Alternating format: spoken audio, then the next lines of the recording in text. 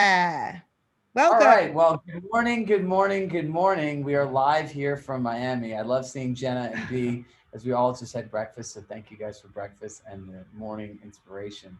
So we are here in Compass, Miami. And if you are new to Compass, have been to Compass, I don't think you can go anywhere without seeing my buddy here, Amit. The thing about Amit that's really just, he's the most genuine guy. He truly has a huge heart, wants to help everybody, and I don't know one person that's ever called him where he has not taken the time to speak with them. And one of the Amit's superpowers is really building a brand, right? Amit's built one of the best brands that's known around the entire industry. And it's literally built on one thing. It's just authenticity. So you can hear him talk about things that are personal, where he shares his vulnerabilities. He'll share how he helps clients. He tells stories. He loves baseball cards, and he'll even tell you about the weather, right? So you get kind of like the full 360.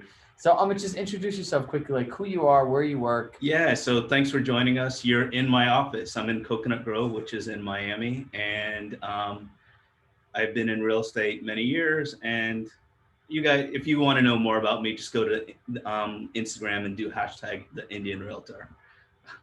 I remember meeting Amit, and well, even before I met him, I'm like, yo, who's this guy that stole the hashtag the Indian Realtor? Beat me to the game. And this was many, many years ago. So let's jump in and let's talk about all things brand, right? Like, so a lot of us here saw Matt and talked about a personal brand. And a lot of what Matt talks about is like personalizing your interactions throughout the entire process. And you're someone that's done it really well. And I know you coach people too on people on doing it. Like Jennifer Mackey's built an entire brand that's got her leads and all this stuff out of doing it. So let's like literally walk people through like, all right, I'm a person, I want to have a brand. Like, what do I do? Like 0 to 1, how do I get started? Yeah, so the first thing I would suggest is figure out who you want to talk to. You know, we create all this content in real estate. Unfortunately, we pitch the same thing. We talk about the same thing over and over and over. And just like Matt was saying in yesterday's meeting, if we talk a little bit less about real estate, everyone knows we're a real estate agent. We have to find out what's passionate about us.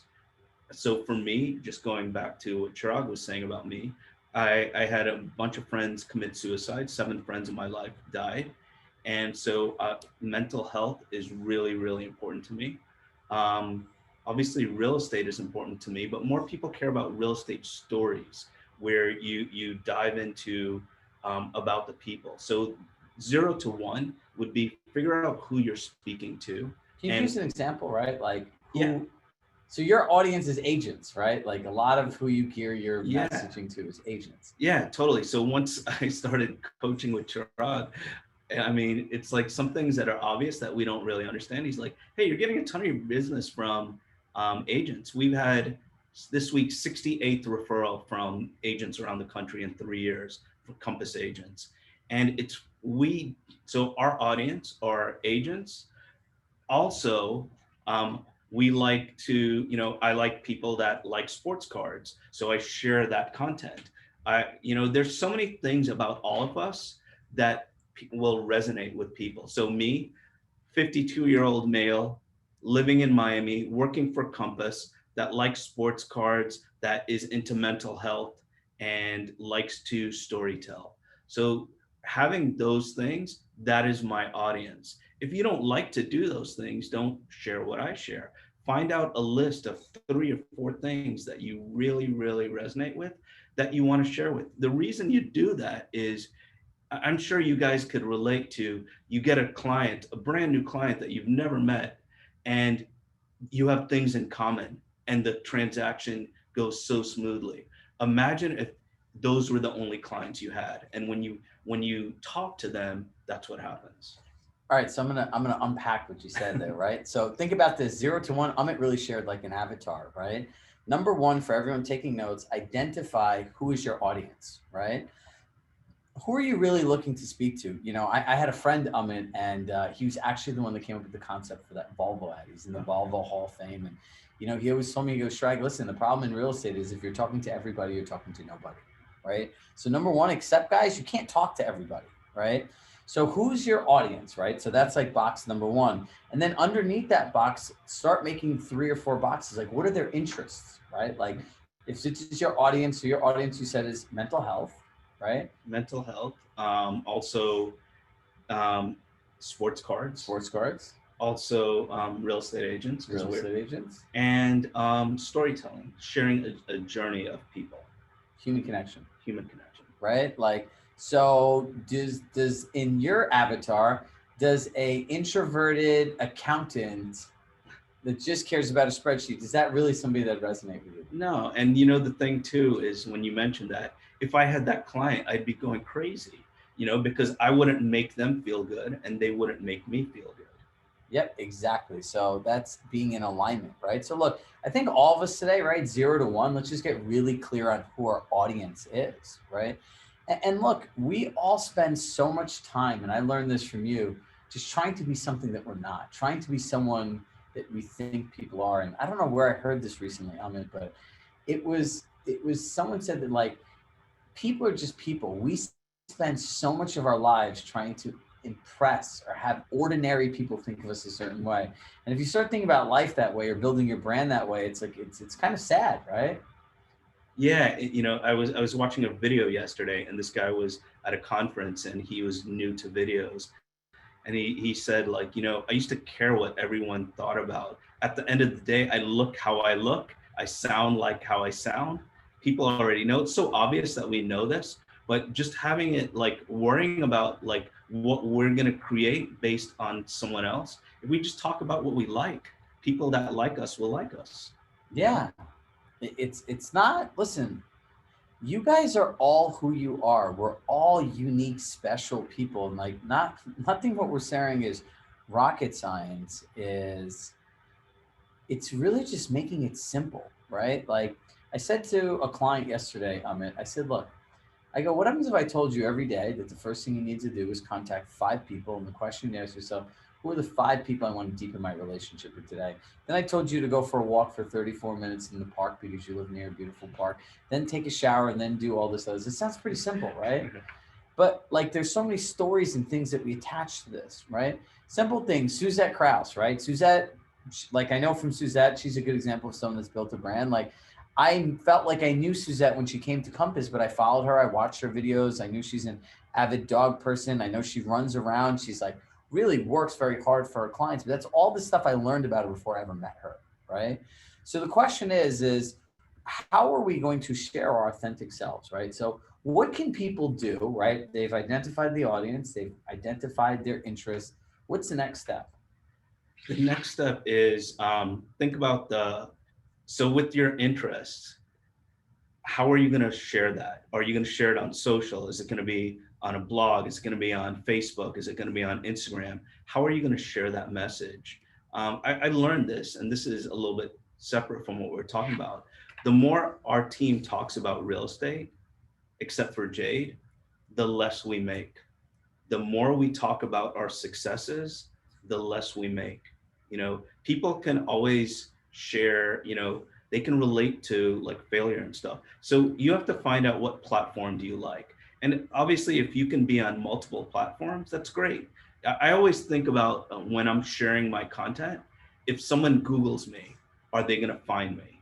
And if they Google me, are they going to find me on Instagram, Facebook? Because at the end of the day, all our clients are on everything, whether it's on audio, video, or you know, it's just like Instagram photos and stuff. So I wanted to add one thing to this. Whenever you create your content, make it engaging in the beginning. You know, we always talk about like videos, how the first few seconds have to be engaging, but you have to do that when you do a podcast or you write something down. Just like remarks on an MLS, you don't want to do the same old thing that takes away people's attention. You don't want to introduce who you are in a video or in a story until they don't care who you are. They don't care who I am. Just like if someone is on here and they don't know who I am, that's like when Chirag asked me who I am. I didn't feel like I didn't deserve yet to say who I was until maybe you got something out of it. And when you do content, like I'm not going to start off even written word where it's just something very, very just basic. You want that first sentence to get them The to hook. the hook right away, so they'll listen to the second sentence and want to listen to the second So let's sentence. talk about, all right, so I got a couple of things from that. Number one, the hook, right? When you guys do the hook, what's in it for me? You need to give someone a reason to care about what you're saying before they care about you, right? Right. So I'm gonna go back to my boxes, right? Okay. Box one, guys, pick your audience. Box two is the four boxes, pick their interest. The box now after that, you want to pick your platforms, right? So we'll say for the sake of this conversation, there's Facebook, there's Instagram, and there's YouTube, right? And use LinkedIn as And well. LinkedIn, right? So now you have four platforms. Like you change your content for each platform, correct? Yeah. So like for example. Let's go. Let's not to Okay. Gary V you. No, no, no, please. Let's start with Facebook. Like, how should their content appear? Because for them, I think it would be most valuable if we go through each platform Okay, or what sure, they should do. sure, So, sure. us, we just care that they actually do it, right? Right. So on Facebook, let's just talk about what a general concept of the content is, and let's show them how you'd break it down by platform. So you just make up something. Okay, so like I'll give you an example. It was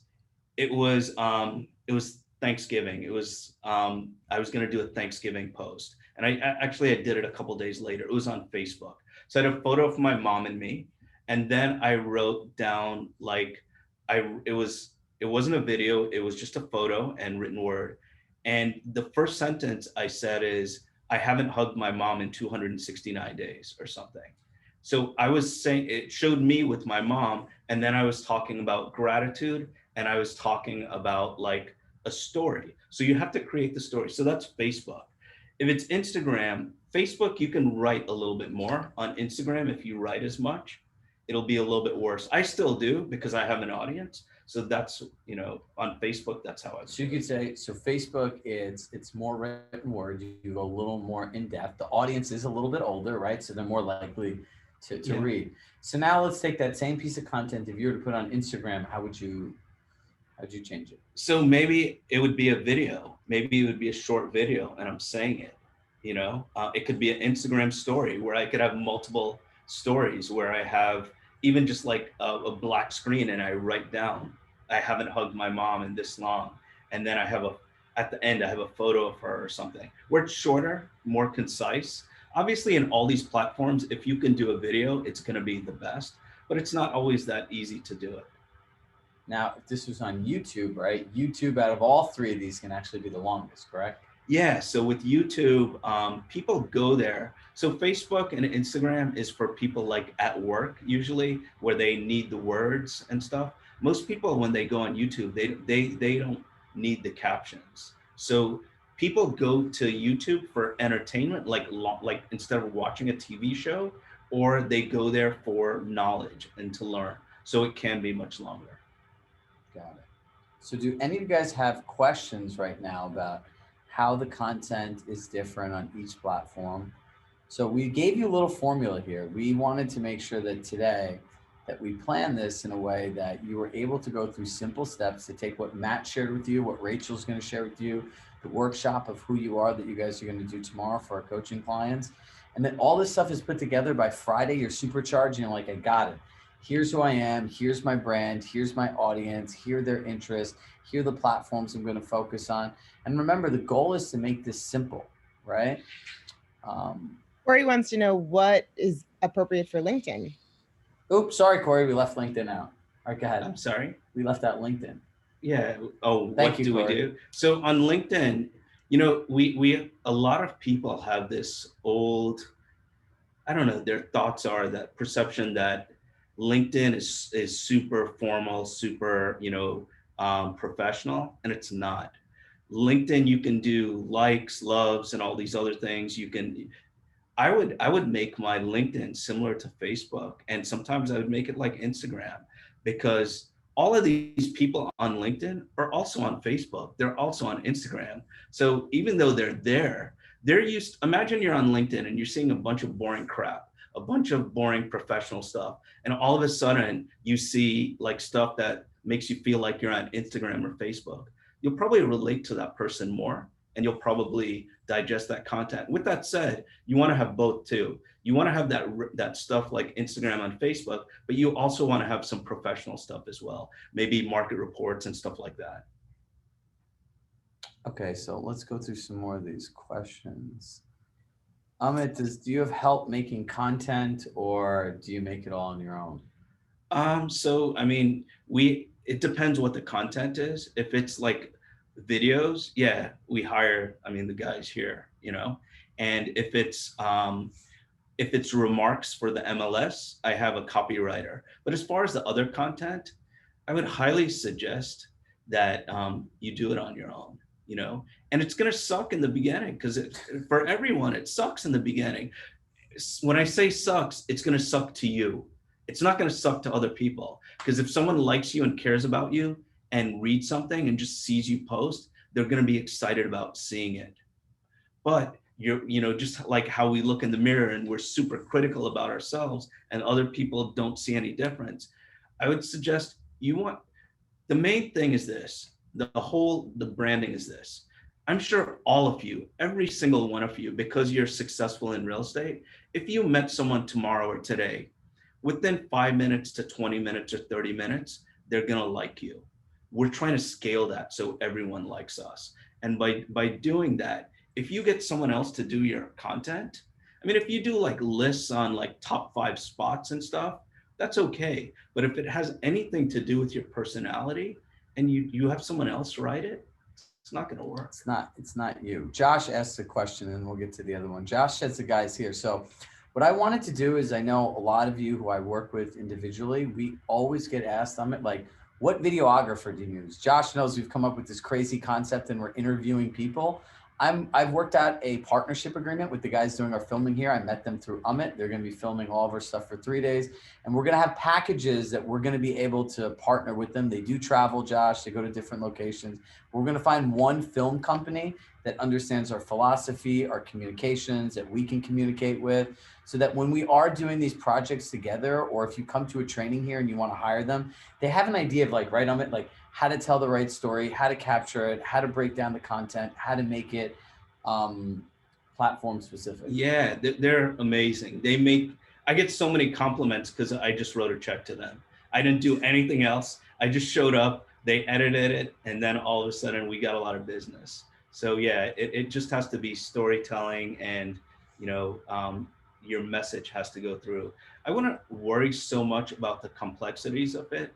I would just worry more about your consistency. Because if you see all your competition, your competitors in your market, there are very few people that seem real, that you would actually want to be their friend if you saw their posts. It usually is a bragathon, you know? You know, so it's funny that you say that, because you know what people tell me all the time? That they would go on my Instagram, and until my wife started actually doing it, we started posting content. People had no idea what I did, right? Some people thought I was like a personal trainer. People know that I'm like a parent. Like, you know, I like to share ups and downs, but those are the things that I'm passionate about. Like I'm passionate about helping all of you guys, right? Like to the core of my human being, like, you know, like I would just say, how can I help you? That's my brand, right? Like Amit's brand is very similar. So ask yourself, right? I would say think, feel, and do, right? Like when you're making content, and like, what do you want people to think when they're like watching what you're doing, right? How do you want them to feel? Like Amit's emotional tone is empathy, always, all the time, right? And then like, what do you want somebody to do? Like, how do they engage with you, right? Like start thinking about these things. Yeah, I'm really glad that Chirag brought that up, because you always have to have some sort of social proof that you can actually sell a house. And you don't have to do it in the just listed, just sold, like I just sold this house. I'm so tired. It's 11 o'clock. I had 4 closings today and I sold all of them over ask with multiple offers. No one cares about that crap. Except other agents. Other agents think, oh wow, high five and stuff. And you just freaked out all the buyers. Right. They don't want that. What they would prefer is if we share that story about that person and where we see their journey. Obviously, we're in the story.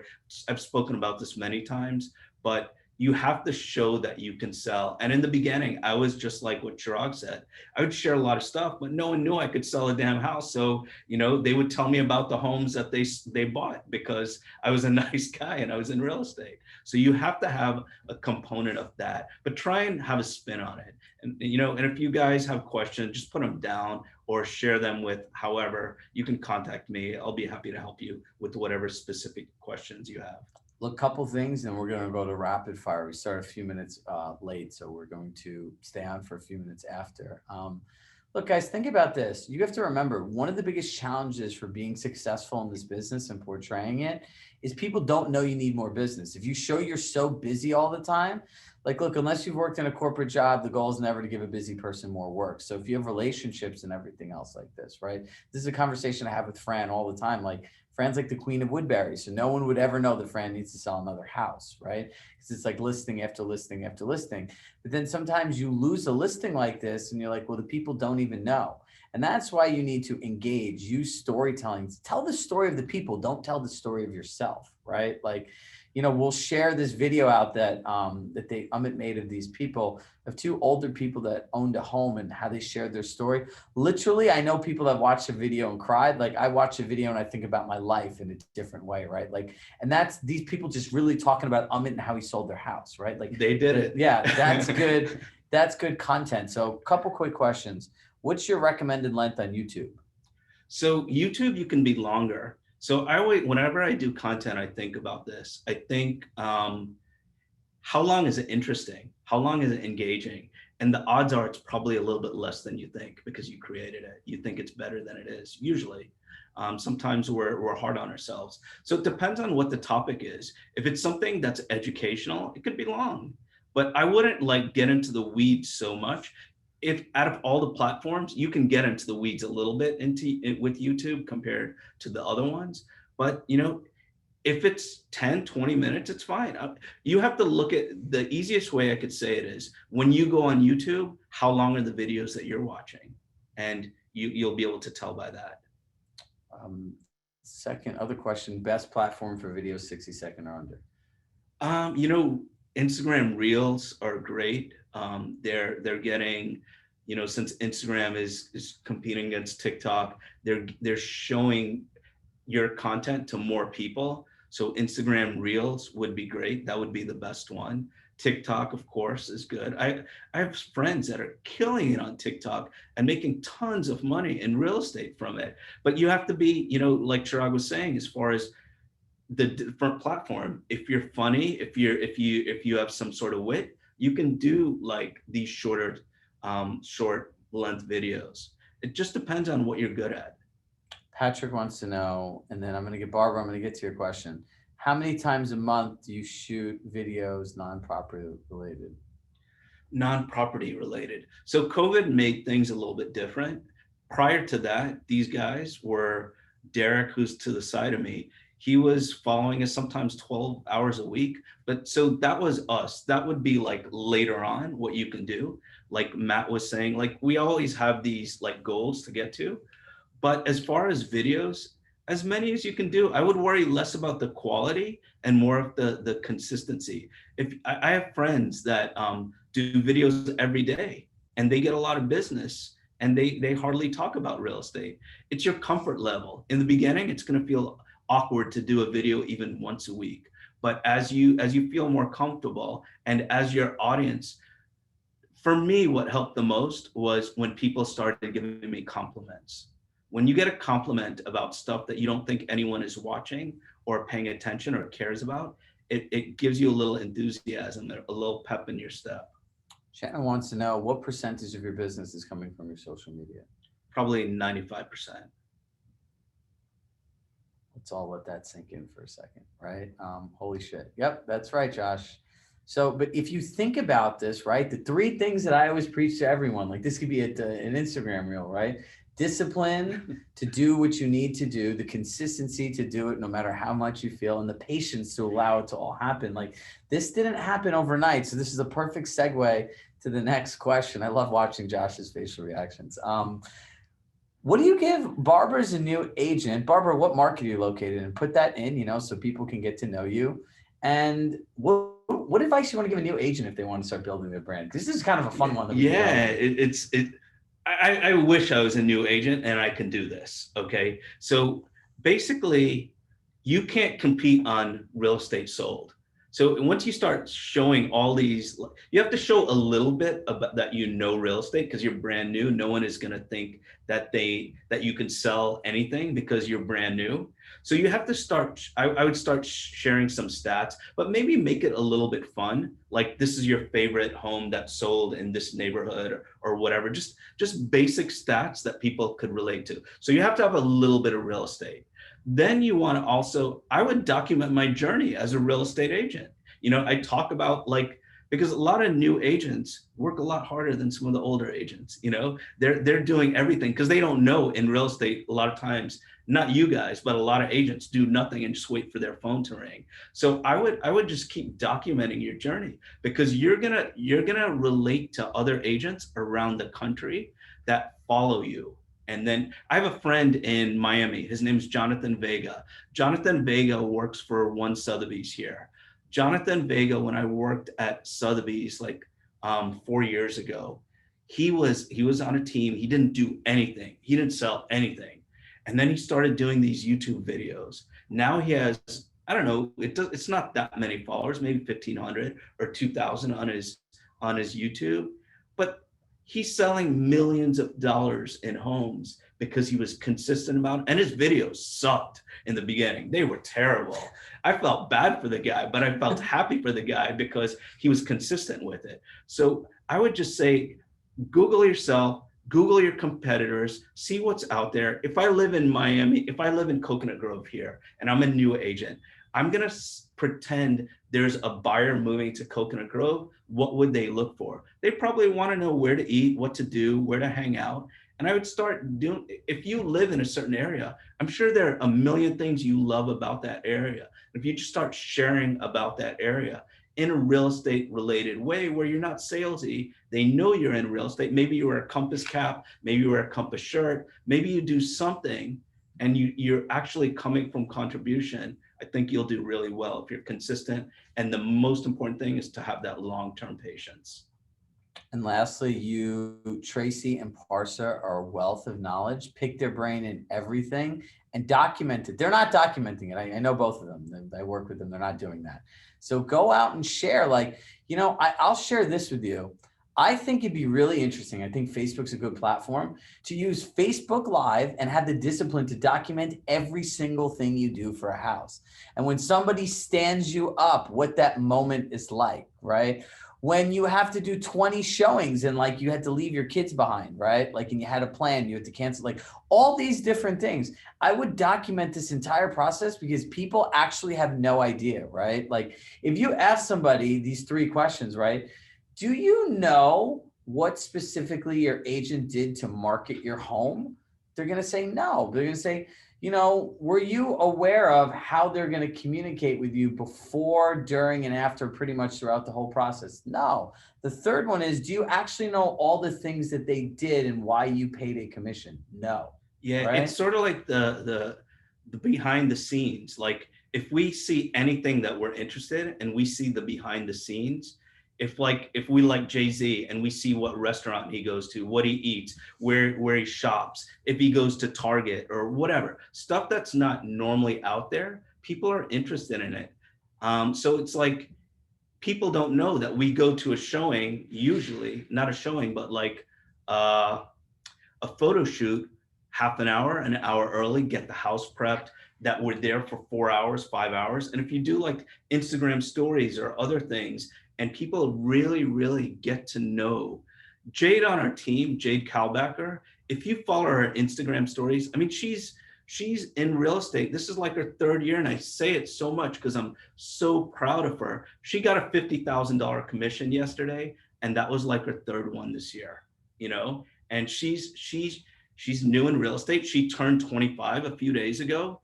And if you follow her stories every day, you're going to see morning, well, I wouldn't say morning, afternoon, evening, late evening, right? Like, look, in the end, Jade Kalbacher. So the last question we have is how often do you post content?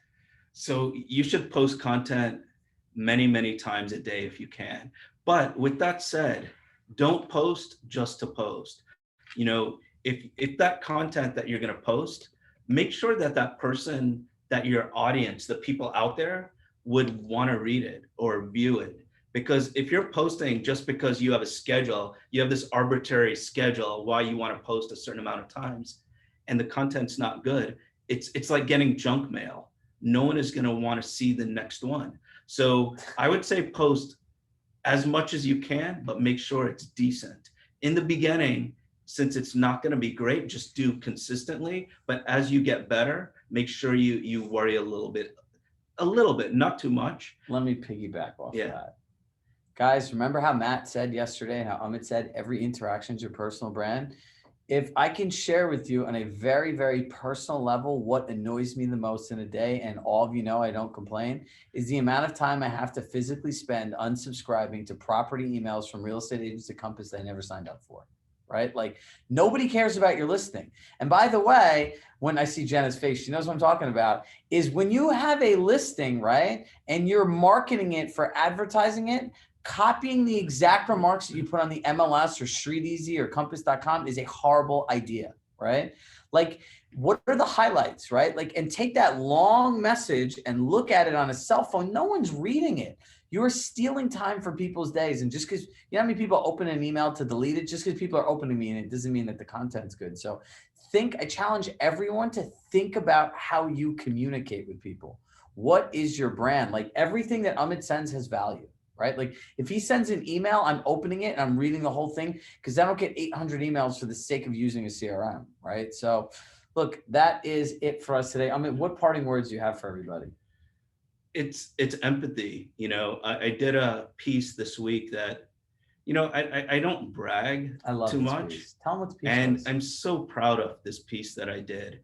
And it was like an apology letter to today's buyer. If you go on Workplace and you look at my profile, I was telling the buyers all the things that I'm sorry for, meaning losing offers, changing their schedule because it's inconvenient for them, falling in love with the house, thinking about it at night, imagining their furniture, their memories in it, and then getting the call from me telling them that someone else bought it, having them ask me what they should do, and me not wanting to, but I do tell them that they're going to have to get rid of all these contingencies. When we empathize with our clients, and we don't always brag, we never need to brag. But if we really show that we're a genuine person, you know, a lot of times agents will promise the people, and it's like Chirag saying, I can control this, I can't control that, you can control this. And a lot of times agents, we make promises to people. We say we're the best at this, we're the best at that. We will get them their home that they really want.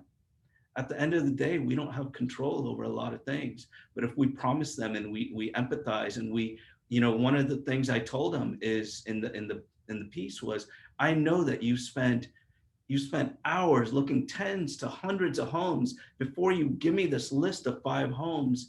And I know that I you know, if they see that we really understand and feel what they're going through, they're going to want to hire us, whether it's today, tomorrow, or whenever it is. Because the last parting word is this: the content that we create isn't going to get anyone to buy a house.